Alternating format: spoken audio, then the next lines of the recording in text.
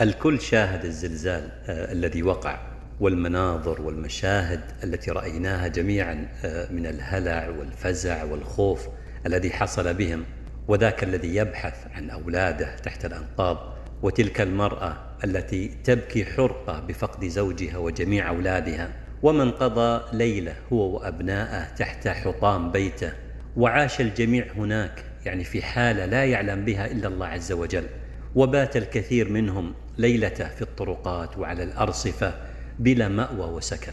وكنت أقرأ في الحقيقة نظرة الناس لهذا الزلزال وتعليقاتهم. أقول أيها الإخوة، لا يصح أن نحكم بأن هذا عقاب من الله. نعم، قد يكون انتقام وعقاب لمن كفر بالله وجحد نعمته، وقد تكون ابتلاء وامتحان يتميز بها المؤمن الصادق من غيره، وقد يكون تذكير للغافل، فلا ندري حكمة الله تعالى وراء كل زلزال يقع.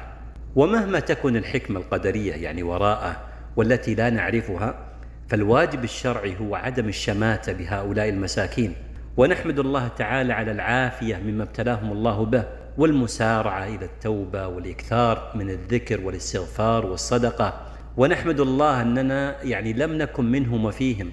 أيها الإخوة، إذا قلنا أن هذا عقاب بسبب المعاصي، إذن يستحق الجميع هذه العقوبة، فما منا من أحد ولا يوجد من بلد إلا وهم مقصرون في جنب الله وواقعون في الذنوب والكبائر، ولولا رحمة الله لأصابنا ما أصابهم، ولو يؤاخذ الله الناس بظلمهم ما ترك عليها من دابة.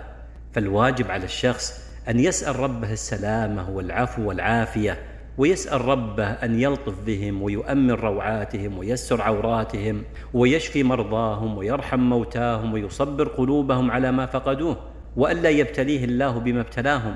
ويراجع المسلم نفسه وعلاقته بربه، ويتصور لو أنه كان منهم وفيهم ومات بأي حال سيقابل الله، وهل ما هو عليه من عمل هل يؤهله للنجاة من عذاب القبر وظلمته ووحشته.